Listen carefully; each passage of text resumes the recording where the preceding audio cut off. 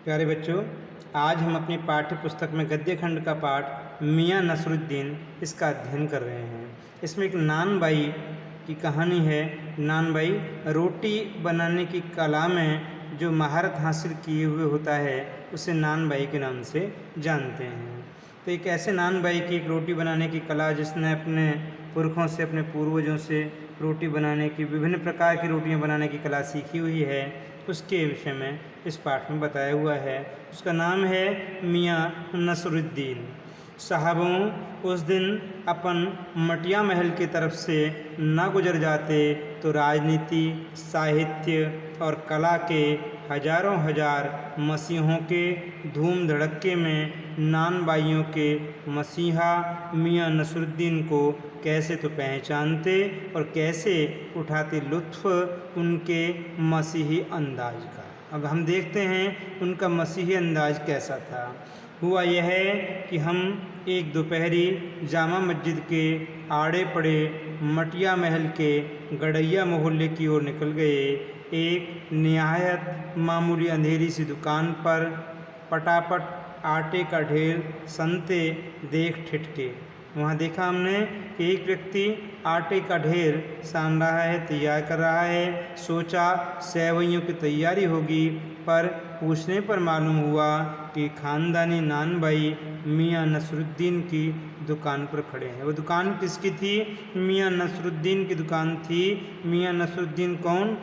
ख़ानदानी नान by, जिसके पुरखे भी हमेशा से इसी काम को करते आ रहे हैं। मियाँ मशहूर हैं 56 किस्म की रोटियां बनाने के लिए। तो विभिन्न प्रकार की रोटियां बनाने की कला में माहिर हैं। कौन? मियाँ नसरुद्दीन। तो हम देखते हैं कि मियाँ नसरुद्दीन किस किस प्रकार की रोटियां बनाते थे, क्या उनकी विशेषता थी, किस प्रकार से अपने पूर्वजों से उन्होंने यह कला सीखी थी।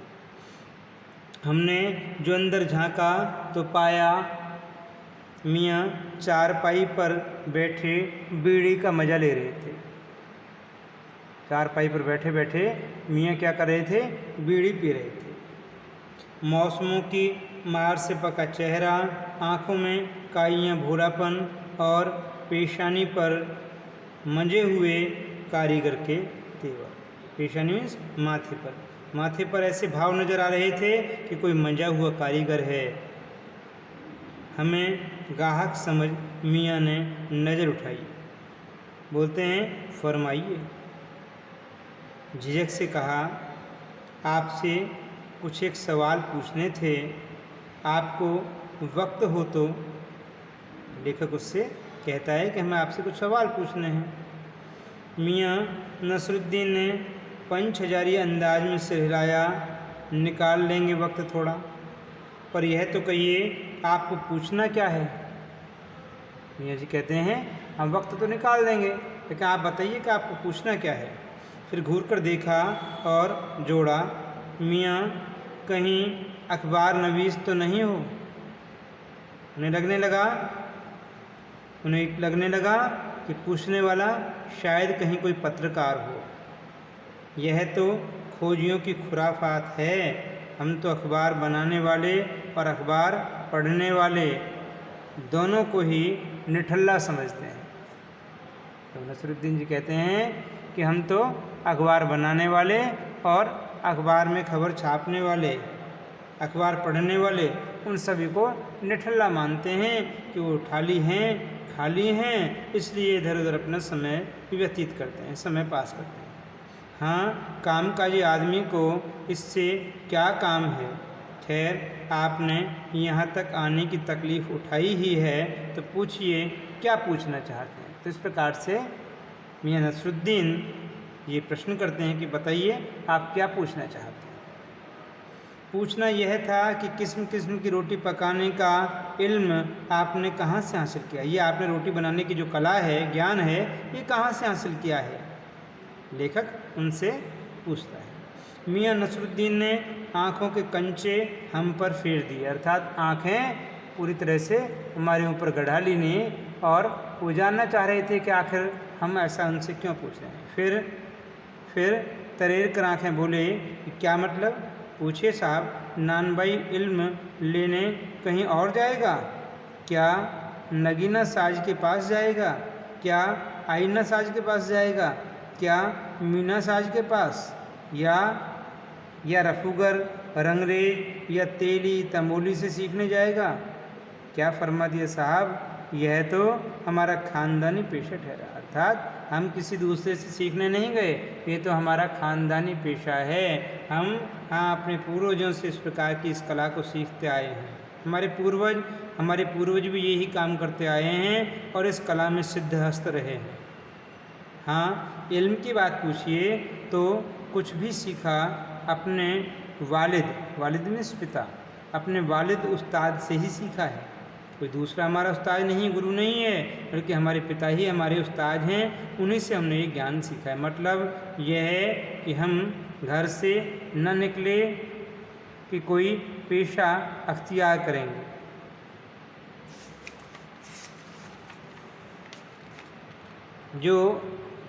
जो बाप दादा का हुनर था वही उनसे पाया और वालिद मरहूम के उठ जाने पर आ बैठे उन्हीं के ठिए पर। पिताजी से कला सीखे और पिताजी के ख़त्म हो जाने पर हम उन्हीं के ठिए पर बैठकर उसी काम को करते आ रहे हैं। ये बात नसरुद्दीन बताते हैं। आपके वालिद मियाँ नसरुद्दीन की आँखें लम्हा भर को किसी भट्टी में गुम हो गई, लगा गहरी सोच में हैं। फिर सिर लाया, क्या आँखों के आगे चेहरा जिंदा हो गया? हाँ, हमारे वालिद साहब मशहूर थे मियाँ बरकत शाही नानबाई गड़ैया वाले के नाम से। तो मियाँ नसरुद्दीन बताते हैं कि हमारे जो वालिद थे, पिताजी थे, वो किसके नाम से? वो मियाँ बरकत शाही नानबाई गड़ैया वाली के नाम से मशहूर थे। और उनके वालिद अर्थात हमारे दादाजी यानी कि हमारे दादा साहिब थे आला नानबाई मियाँ कल्लना। आपके इन दोनों में से किसी की भी कोई नसीहत याद हो, उनकी कोई याद, कोई शिक्षा, नसीहत में शिक्षा कोई याद आ रही है तो बताइए। नसीहत काहे कि मियाँ काम करने से आता है, नसीहतों से नहीं। अर्थात हमने काम सीखा है मेहनत करके, परिश्रम से। नसीहतों से कभी काम नहीं आता। वजह फरमाया है पर, अर्थात आपने ठीक बोला है, पर यह तो बताइए कि जब हमने भट्टी की ओर इशारा किया, इस काम पर लगे तो वालिद साहब ने सीख के तौर पर कुछ तो कहा होगा। अर्थात जब आप पहली बार इस काम को करने के लिए लगे, उनके साथ बैठे, इस काम को सीखने की इच्छा रखी, तब तो आपके वालिद साहब ने, आपके पिताजी ने कुछ कहा होगा। नसरुद्दीन साहब ने जल्दी 2-3 कष्ट खींचे। धूम्रपान करते थे, उन्होंने 2-3 कष्ट खींचे, फिर गला साफ किया और बड़े अंदाज से बोले, अगर आपको कुछ कहलवाना ही है तो बता दिए देते हैं।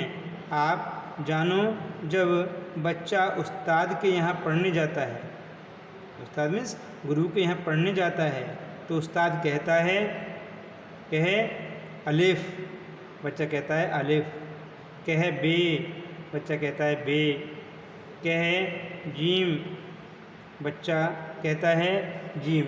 इस प्रकार से एक अक्षर गुरु सर्वप्रथम पढ़ाते हैं।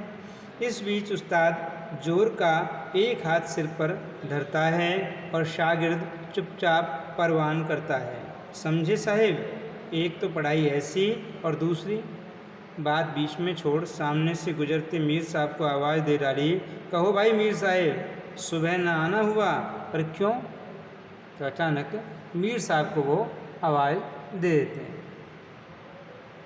मीर साहब ने सिर हिलाया, मीर साहब सुन लेते हैं उसकी बातों को, नसरुद्दीन की बातों को। मीर साहब ने सिर हिलाया, मियाँ अभी लौट के आते हैं तो बतावेंगे।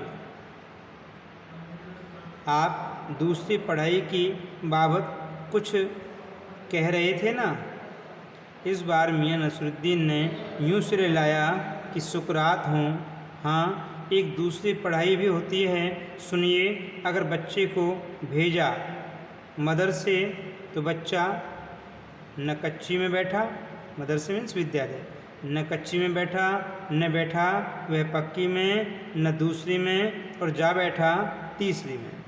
हम ये पूछेंगे कि उन 3 जमातों, जमात मीन्स कक्षाओं का क्या हुआ, क्या हुआ उन 3 क्लासों का। अपना ख्याल था कि मियाँ नसरुद्दीन नानभाई अपनी बात का निचोड़ भी निकालेंगे, पर वह हम ही पर दागते रहे। आप ही बताइए उन 2-3 जमातों का हुआ क्या। तो कुल मिलाकर के मियाँ नसरुद्दीन अपनी बातें बताते भी जा रहे थे, लेकिन एक अलग ही अंदाज में उनकी बात कहने का, अपनी बात बताने का एक तरीका था। वो मानो सामने वाले से ही प्रश्न करते जा रहे थे, अपनी बातें भी बताते थे और सामने वाले से प्रश्न करके अपने हाँ में हाँ मिलवाते थे। यह बात मेरी समझ के तो बाहर है। इस बार शाही नानभाई मियाँ कल्लन के पोते अपने बचे खुचे दांतों से खिलखिला के हंस दिए। तो मियाँ नसरुद्दीन को इस बार हंसी आ जाती है, मुस्कुराते हैं, कहते हैं मतलब मेरा क्या साफ न था? लो साहिबो, अभी साफ हो जाता है, जरा सी देर को मान लीजिए हम बर्तन धोना ना सीखते। कुछ देर के लिए आप ये मान लीजिए कि हम सीधा सीधा केवल रोटी बनाना सीखते, हम और काम नहीं सीखते, तो क्या ये संभव था? क्या ये सारी चीज़ें सीख सकते थे? नहीं, हमने सारी चीज़ें सीखी हैं, प्रारंभ से सीखी हैं, मेहनत करी इन चीज़ों को सीखने के लिए। हम बर्तन धोना नहीं सीखते, हम भट्टी बनाना नहीं सीखते, भट्टी को आँच देना नहीं सीखते, तो क्या हम सीधे सीधे नानबाई का हुनर सीख जाते? अर्थात हमने हमेशा व्यावहारिक ज्ञान को महत्व दिया है। हमने सबसे पहले बर्तन धोना, भट्टी बनाना, भट्टी में आँच जलाना सब कुछ सीखा है और धीरे धीरे इस सारी कला को हमने सीखा है। हम इस कला की ABCD सब कुछ सीखे हैं। हमने ऐसा नहीं है कि केवल और केवल रोटी बनाना ही सीखा है। मियाँ नसरुद्दीन हमारी ओर कुछ ऐसे देखा किए कि उन्हें हमसे जवाब पाना हो, फिर बड़े ही मज़े अंदाज में कहा, कहने का मतलब साहिब यह है कि तालीम की तालीम भी बड़ी चीज़ होती है, अर्थात शिक्षा की शिक्षा भी बड़ी चीज़ होती है। अर्थात किसी अच्छी चीज़ को सीखना यह अपने आप में बहुत बड़ी चीज़ है। हम यदि किसी ज्ञान को ले रहे हैं, किसी इल्म को ले रहे हैं, किसी शिक्षा को ले रहे हैं, तो उसको शिक्षा को कैसे लें, उसका तरीका क्या हो। हम क्या उसको प्रारंभ से सीख रहे हैं, हम क्या उस शिक्षा को मन लगा के सीख रहे हैं, हम क्या उस शिक्षा के लिए पूरी तरह से समर्पित होकर सीख रहे हैं, हम क्या उसकी प्रारंभिक ABCD सीख रहे हैं। किसी भी बात को, किसी भी हुनर को, किसी भी गुण को, किसी भी विशेषता को, किसी भी ज्ञान भरी चीज़ को सीखने के लिए प्रारंभ से ही सीखना जरूरी होता है और उसके लिए आवश्यकता है मेहनत की। सिर लाया है साहिब माना। मियाँ नसरुद्दीन जोश में आ गए।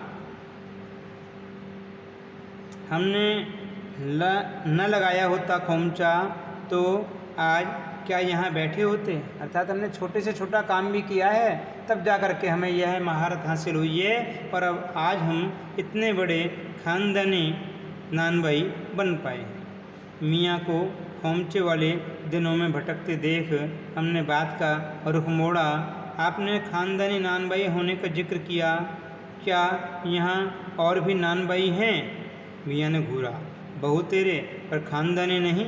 सुनिए, दिमाग में चक्कर काट गई है एक बात। हमारे बुजुर्गों से बादशाह सलामत ने यूँ कहा, मियाँ नानभाई कोई नई चीज़ खिला सकते हो।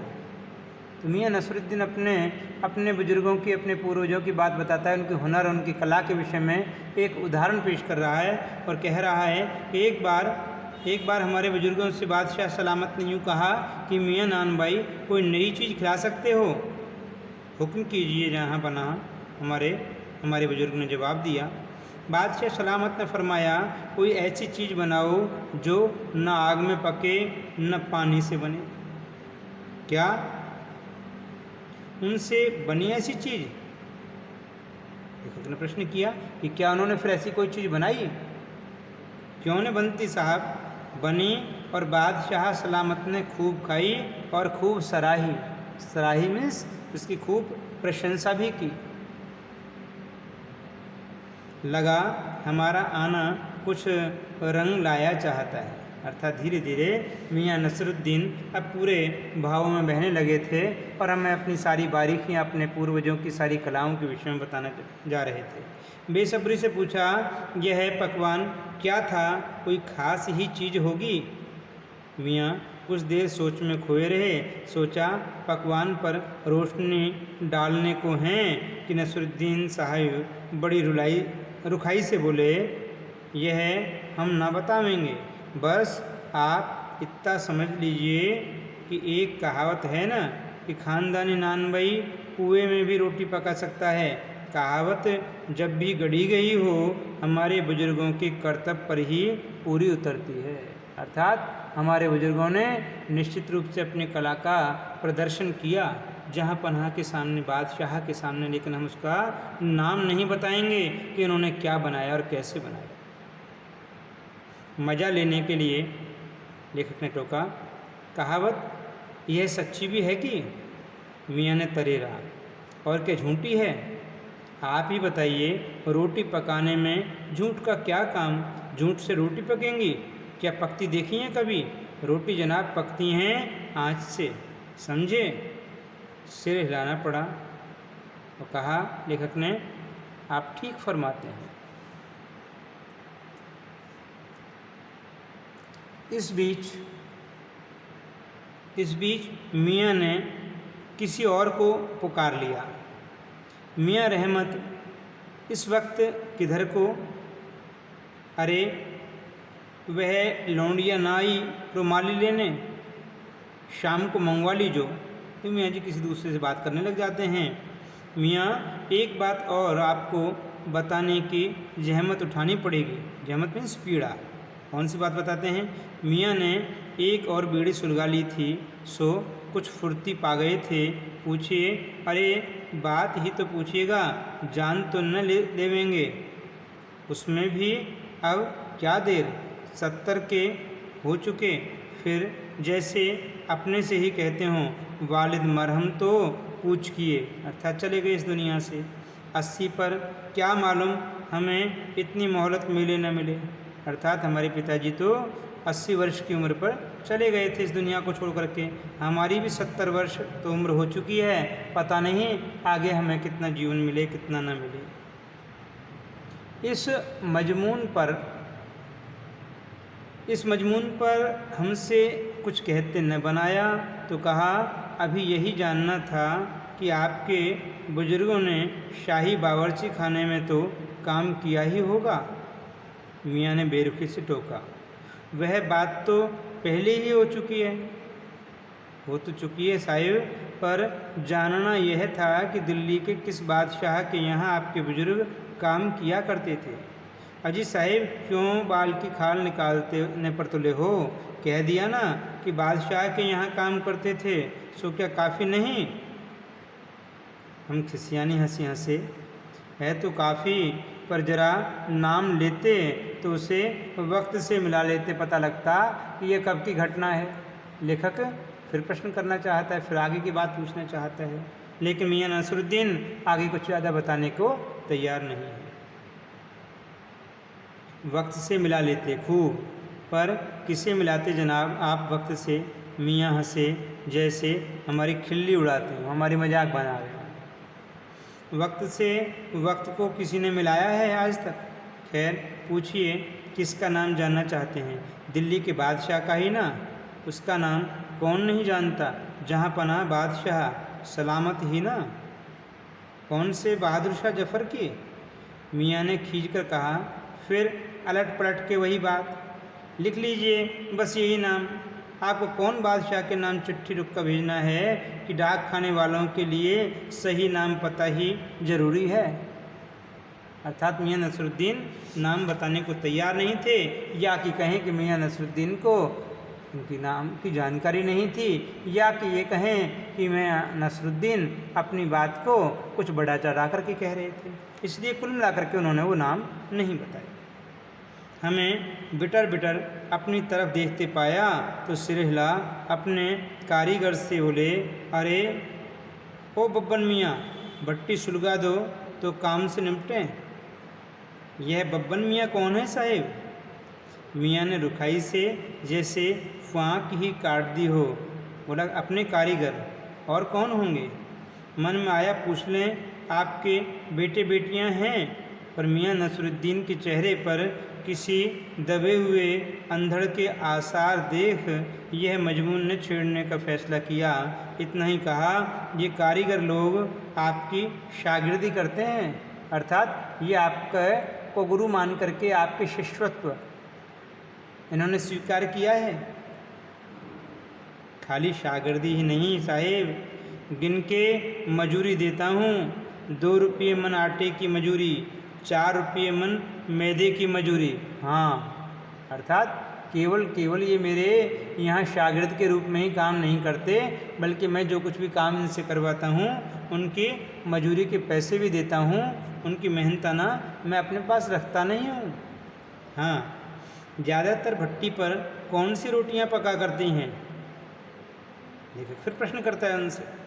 तो मियाँ को अब तक इस मजमून में कोई दिलचस्पी बाकी न रही थी, फिर भी हमसे छुटकारा पाने को बोले, बाकर खानी, शीरमाल, ताफ्तान, बेसनी, खमीरी, रुमाली, गाव, दीदा, गाजेबान, तुनकी।